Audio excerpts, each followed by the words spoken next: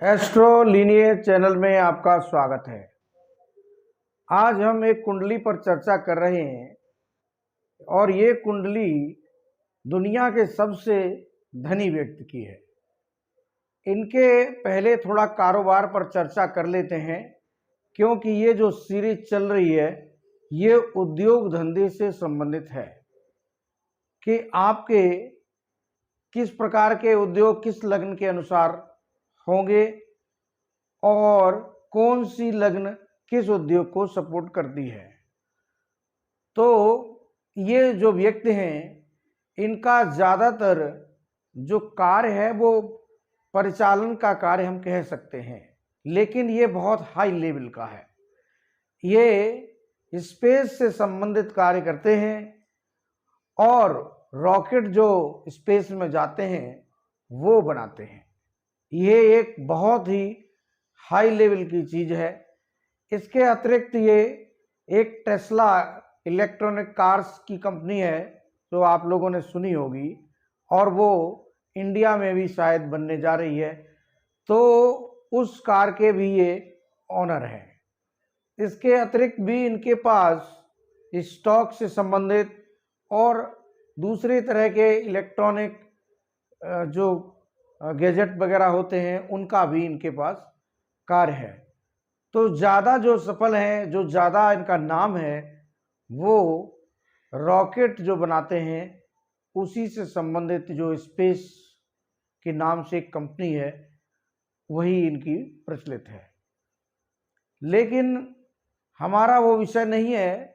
हम तो सिर्फ कुंडली में ये जानना चाहते हैं कि इनकी कुंडली में ऐसा कौन सा योग है जिसके कारण से ये एक इतने बड़े आदमी बने, यानी कि बहुत बड़े उद्योगपति हैं और इसके साथ ही सबसे धनी हैं।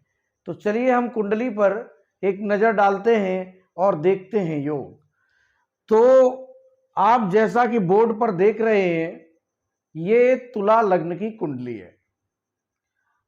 तुला लग्न शुक्र की लग्न है, शुक्र की मूल त्रिकोण राशि है।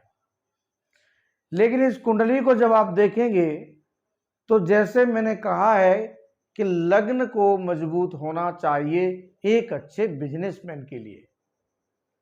ये तुला लग्न में ही स्पेशली देखने को मिलता है कि यहाँ अष्टम और षष्ठ भाव में भी और द्वादश भाव में भी शुक्र को मजबूत माना जाता है। बहुत से लोग कंफ्यूज होंगे कि शुक्र तो अष्टम भाव में है, शनि के साथ है, तो ये कमजोर हो गए। लेकिन ऐसा तुला लग्न में नहीं होता, क्योंकि तुला लग्न की जो दूसरी राशि है वो अष्टम भाव में वृषभ राशि पड़ती है। वृषभ राशि में जब शुक्र जाएंगे तो ये स्वराशि हो जाएंगे। और शनि जो तुला लग्न के लिए कुंडली में अगर आप देखेंगे तो 10 चतुर्थ भाव और 11 पंचम भाव, तो ये चतुर्थ और पंचम के स्वामी होकर योग कारक हो जाते हैं। ये मैंने कई कुंडली में कहा है कि लग्न और योग कारक ग्रह की अगर युति हो जाएगी तो ये सबसे अच्छा योग है। अब ये दोनों की युति अष्टम भाव में शुक्र की स्वराशि जो वृषभ राशि है उसमें हुई है। काल पुरुष की कुंडली में जो वृषभ राशि होती है वो धन की होती है। अष्टम भाव भी धन से संबंधित लाभ देता है, जो कि अचानक लाभ, जुआ सट्टे से लाभ, इस तरह से लाभ होता है। ये जो व्यक्ति हैं इनका शेयर स्टॉक मार्केट का भी कार्य है। तो इन्होंने जो शनि शुक्र आपको अष्टम भाव में दिखाई दे रहे हैं, इसी के कारण बहुत पैसा कमाया। क्योंकि जैसा कि मैंने कहा है कि शनि शुक्र का योग अगर आपकी कुंडली में अच्छी अवस्था में है तो इससे धनी कोई योग नहीं होता, और वही इनकी कुंडली में देखने को मिलता है। अब हम एक बात पर आते हैं कि ये इतने प्रसिद्ध क्यों हुए। दुनिया के सबसे बड़े आदमी तो हुए, वो तो शनि शुक्र ने बना दिया, और ये दुनिया में बहुत प्रसिद्ध क्यों हुए, तो इसके लिए आप देखिए, 10वें भाव में केतु बैठे हैं कर्क राशि में, और कर्क राशि के स्वामी चंद्र बनते हैं जो कि इनके लाभ में गए हैं। यही परिवहन केतु रॉकेट, तो इनको जो रॉकेट का परिवहन जो करते हैं, यानी रॉकेट का जो व्यवसाय इन्होंने किया है, उसके कारण ये प्रसिद्ध हुए, क्योंकि उस तरह का काम बहुत से लोग नहीं करते, वो गिने चुने व्यक्ति ही करते हैं। तो वो इनकी जो कंपनी है उसको जो बनाती है वो इनको प्रसिद्धि दिलाई, क्योंकि यहाँ केतु जब बैठे हैं कर्क में तो ये भी प्रसिद्धि दिलाएंगे 10वें हाउस में। और इसके जो स्वामी चंद्र सिंह राशि में बैठे हैं, और सिंह राशि में जहां चंद्र बैठे हैं वहां के स्वामी गए हैं भाग्य भाव में स्वराश बुध के साथ। तो स्वराश बुध सूर्य का योग 9वें भाव में अगर बनता है तो ये बहुत ही उम्दा योग होता है।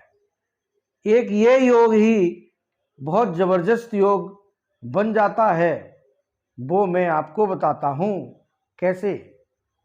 यहां पर आप देखिए 3 नंबर में बुध और 6 नंबर इनकी जो राशि है मूल त्रिकोण, वो पड़ती है द्वादश भाव में।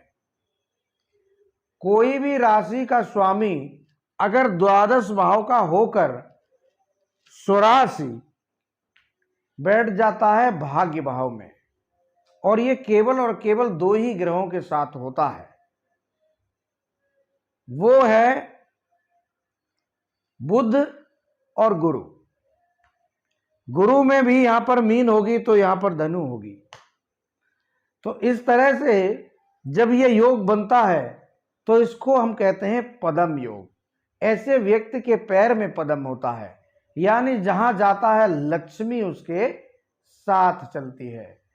तो ये इस तरह का एक योग ये बना हुआ है, इसी के कारण से इन पे लक्ष्मी मेहरबान है। और जो ये व्यापार करते हैं, जो चंद्र यहाँ पर बैठे हैं, वो इनको बहुत बड़ा लाभ देते हैं स्पेस के साधनों के बारे में, स्पेस की जो इनकी स्पेस एक्स करके जो कंपनी है उससे। तो ये आप समझ गए होंगे कि केवल आपका 10वें भाव के स्वामी और लाभ के स्वामी, और इनका जो ये योग मैंने बताया, इसके कारण कितना बड़ा योग बनता है, जो कि आपको देखने में बहुत सा साधारण दिखाई देता है। एक योग आपका ये हो गया गुरु और शनि शुक्र का। आप तीसरे योग पर आते हैं। तीसरा योग कौन सा होगा? फिर आप आ जाइए, मैंने कहा कि द्वितीय भाव और षष्ठ भाव भी बलवान होना चाहिए, क्योंकि बिना कर्ज के तो धंधा नहीं होगा। किसी भी उद्योग के लिए पैसा बैंकों से चाहिए। तो आप पहले देखिए, गुरु बैठे हैं धन भाव में वृश्चिक राशि में, और वृश्चिक राशि के स्वामी सुख भाव में बैठे हैं, यानी धन भाव के स्वामी उच्च हैं। भले ही राहु के साथ हैं, या राहु इनको बढ़ाने वाला है, राहु यहां कम करने वाला नहीं है। तो धन भाव के स्वामी उच्च होके सुख भाव में बैठे हैं, चतुर्थ भाव जो प्रॉपर्टी का होता है। और गुरु कौन है? गुरु इनके षष्ठ भाव के स्वामी हैं।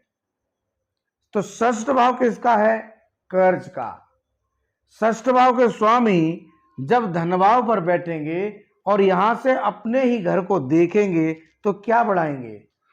ये धन देंगे, मगर कहां से देंगे? कर्ज से देंगे। तो ये कर्ज देंगे। एक बिजनेसमैन के लिए कर्ज नहीं होता, उसके लिए तो वो एक धन होता है जो वो अपनी कंपनी में लगाकर पैसा कमाता है। तो ये एक योग अगर नहीं होगा, धन का संबंध और कर्ज का संबंध नहीं आएगा, लाभ का संबंध और भाग्य का संबंध नहीं आएगा, तो इतना बड़ा आदमी कैसे बनेंगे? तो आप समझ गए होंगे एक साधारण सी कुंडली में कितने बड़े योग हैं। इसी के कारण से ये दुनिया के सबसे ज्यादा धनी व्यक्ति बने हैं। सबसे ज्यादा धनी व्यक्ति बनने के लिए धन से संबंधित ही योग होना चाहिए, वो है। और नाम होने के लिए सूर्य को बहुत अच्छी पोजीशन पे होना चाहिए, तो इनका सूर्य बुध का योग नवम भाव में विराजमान है।